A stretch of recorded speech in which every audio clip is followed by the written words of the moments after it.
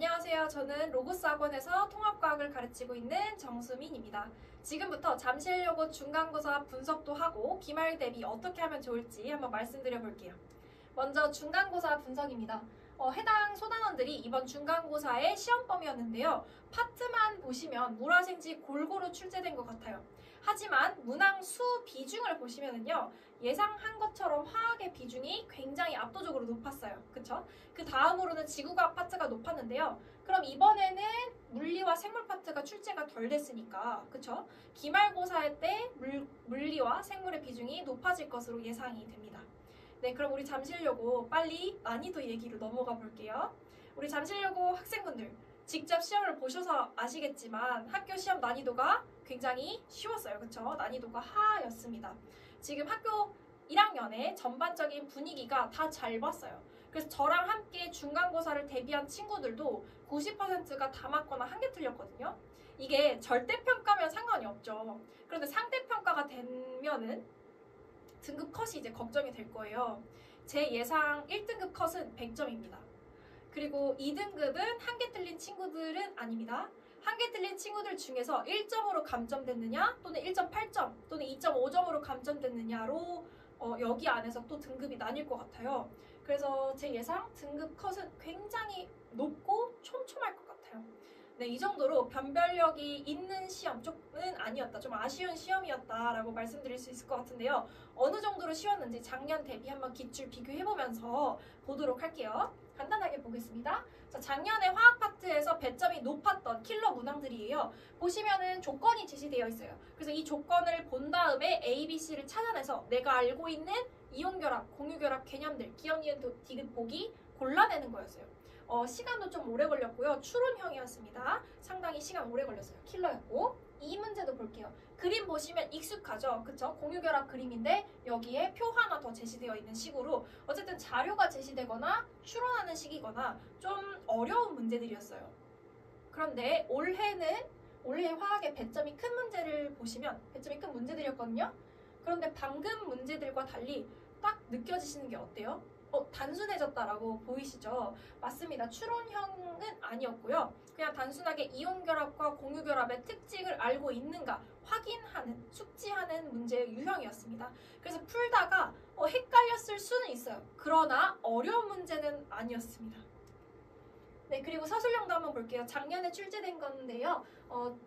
잠실여고의 창작 문제였어요. 그래서 주어진 상황을 해석한 후에 내가 알고 있는 개념을 이용해서 답을 내리면 되는 거였는데 이 문제도 시간 많이 걸렸고요. 킬러였습니다.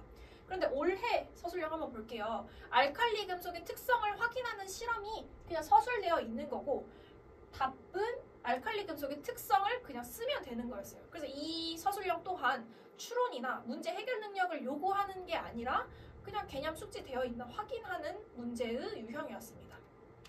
그래서 전반적으로 보시면 사고하는 것, 문제 해결 능력, 추론하는 것이 비중이 굉장히 적었고요. 오히려 단순하게 개념 알고 있나 확인하는 형태가 굉장히 많았다.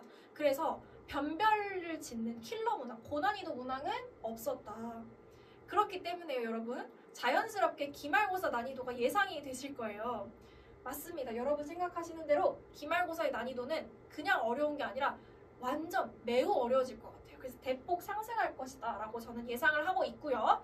그렇기 때문에 우리 잠실여고 친구들 기말고사 대비 더 중간고사도 열심히 하셨지만 더 철저하게 열심히 하셔야 됩니다. 일단 먼저 기말고사 예상 범위 파트별로 한번 볼게요. 세세하게 소단원별로는 다루지 않겠습니다. 자, 물리, 지구과학, 생물 파트가 이번 기말고사의 시험 범위가 될 것 같은데요. 여러분, 이 세 파트 중에서 어떤 파트가 킬러, 고난이도로 나올 것 같나요? 맞습니다. 물리입니다. 제가 물리교육 전공자라서 물리라고 강조하는 게 아닙니다. 자, 지구과학과 생물도 어렵게 나올 수 있죠. 그런데 나올 만한 유형이 자료를 해석하거나 아니면 이 부분들에서 헷갈리는 개념들 있잖아요. 5개념 많이 갖는 부분들 헷갈리게 보기 출제하는 식으로 나올 것 같아요. 그런데 물리는 사고도 날 수 있고요. 그쵸? 그 다음에 문제 해결 능력을 요구하는 유형들이 나올 것 같아서 여러분들 물리 공부를 특히나 열심히 하셔야 될 것 같습니다. 등급을 변별짓는 파트가 될 것이다. 고난이도 킬러 나올 것 같습니다. 자, 원래 안 그래도 잠실여고 추세상 물리1 수준의 학습은 필요하긴 했습니다. 이 소단원 시험 범위가. 그런데 지금 중간고사가 너무 쉬워버렸잖아요. 그래서 더 어려워질 거라서 물리를 더 제대로 공부해야 돼요. 그래서 제가 세운 전략이요. 그냥 물리1 수준의 학습이 필요해. 물리1에 필요한 개념만 배우면 돼가 아니라 아예 물리1의 역학이 있잖아요. 역학에서 소단원 3개가 있거든요. 물체 운동, 뉴턴의 운동 법칙, 세 번째 운동량과 충격량 파트가 있어요. 이 파트를 그냥 아예 정확하게 개념을 이해하고 숙지하는 게 저는 전략이다라고 생각을 해요. 그래서 통과 개념에 필요한 물원 개념을 뽑아내는 게 아니라 그냥 아예 물리1 개념을 제대로 배워버리는 거예요. 그래야 어려운 문제가 잘 풀립니다. 물리는 개념이 먼저거든요. 그래서 저는 사실 잠실여고 이번에 시험지를 본 순간 바로 물리 추가 교재 만들어야겠다 라고 생각을 해서 이미 좀 딥하게 다뤄야 될 내용들을 추가 교재를 이미 제작을 했어요. 우리 잠실여고 맞춤으로. 그래서 했고, 그 다음 두 번째 전략으로는 당연히 어려운 문제 많이 푸셔야겠죠. 근데 먼저 개념이 바탕이 된 후에 문제 훈련입니다. 그래서 학평, 고난이도 문제 훈련 당연히 할 거고 고2 수준으로도 하고 많이 우리 문제 훈련 할 겁니다.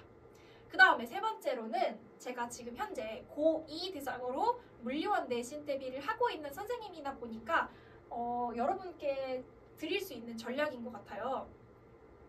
문제를 보는 눈을 제시할 수 있다라고 했는데요. 우리 학생 여러분들이 물리 문제를 풀 때 1번 문제, 2번 문제, 3번 문제를 다 따로따로 봐요. 그래서 다 하나씩 보고 어려워하거든요. 그런데 사실 이제 제 입장에서 보면 이게 다 한 큐에 꿰져요. 결국엔 한 가지를 물어보고 있는 거예요. 그래서 전 여러분들한테 얘들아 이거 다 다른 거 같지? 근데 결국엔 이거 한 가지 물어보고 있는 거야 라고 문제를 보는 좀 시각을 제시할 수 있다. 그리고 물리에서는 좀 정해진 정형적인 풀이법이 당연히 단골 출제되는 게 있잖아요. 그런 것들 당연히 제시할 수 있습니다. 그래서 여러분들이 저는 문제에 잡혀가거나 끌려가는 게 아니라 오히려 여러분들이 좀 문제를 잡고 갈 수 있게 이런 식으로 잡고 갈 수 있게 신경을 좀 쓰도록 하겠습니다. 지구과학과 생물을 그렇다고 해서 소홀히 하면 안 됩니다, 여러분. 여러분들 중간고사 때 학교 수업 들어보셔서 알겠지만 굉장히 지역적인 설명, 추가 설명 굉장히 많이 해주세요.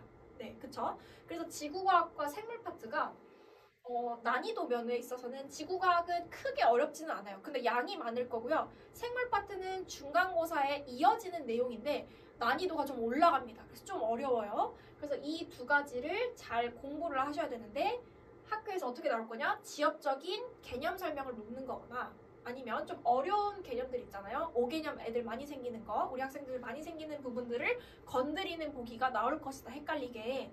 그래서 개념 구조화가 정확히 돼야 됩니다. 그래서 이 파트를 공부하는 전략은 특별한 건 없습니다. 결국엔 정도로 뚫고 가야 되는데 학교에서 해주는 추가 설명을 철저하게 하셔야 됩니다. 그래서 저도 수업 시간에 여러분들 다뤄드리는 거 알죠? 우리 중간고사 같이 한 친구들 알죠? 그 다음에 이런 개념들이 그냥 객관식 풀 정도로 어느 정도 어렴풋이만 알면 안 돼요. 정확하게 알아야 되거든요. 그래서 꼼꼼하고 철저하게 점검을 계속 반복적으로 해줘야 돼요. 그래서 저는 객관식 테스트도 보지만 이런 테스트도 봅니다. 해당 테스트지는 중간고사 때 제가 봤던 시험지인데요. 암기했다고 생각됐던 부분들 있잖아요. 통으로 다 쓰게 합니다. 제가 봤을 때 중요한 부분들 또는 5개념 생길 만한 부분들을 건드리는 문제를 아예 넣어요. 그래서 아예 쓰게 하거든요. 그럼 학생들이 몰랐던 거, 암기가 덜 됐던 거는 빈칸이 되고 잘못 외웠던 거거나 헷갈리는 것들은 틀리게 써요. 그럼 그 부분들은 5개념이죠. 이런 식으로 덜 외워진 부분이나 5개념들이 이때 드러나고 저는 매 수업 시간마다 채점해서 피드백해서 보내드립니다. 네, 그리고 마지막 주차점 됐을 때 1, 2, 3, 4, 5 선지 다 없애서 있는 대로 고르시오 하는 거 여러분들 아시죠? 그래서 저는 이런 시험지를 보면 오답률은 올라가요. 그런데 다시 한번 반복하게 하잖아요. 그럼 약했던 보기들이 정확성이 올라가게 돼요. 그래서 좀 더 실력은 탄탄하게 올라간다. 그래서 저는 이런 식으로 꼼꼼하고 정확하게 대비를 시켜드릴 예정입니다. 네, 여기까지가 저의 기말고사 대비 전략이었고요. 네, 그럼 저의 기말고사 대비 개강 언제 하느냐? 좀 빨라요. 이번 주 토요일입니다. 5월 6일 날 개강을 하고요. 시간은 똑같습니다. 중간고사 때랑 방위관 토요일 2시부터 5시까지 진행을 합니다.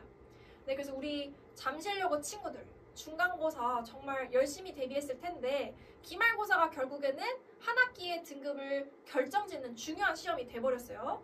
네, 그래서 기말고사 정말 열심히 하셔야 되는데 이미 중간고사 때 100점 맞았던 친구들 선두를 계속 유지하는 것을 목표로 또는 한두 개 틀렸거나 더 실수한 친구들은 일단 기말고사를 통해서 최대한 판을 뒤집어야겠죠. 그 판을 뒤집는 것을 목표로 저랑 함께 치열하고 또 열심히 치밀하게 공부하시면 좋을 것 같아요. 네, 그럼 우리 여러분들 기말고사 화이팅입니다. 네, 이상으로 마무리하겠습니다.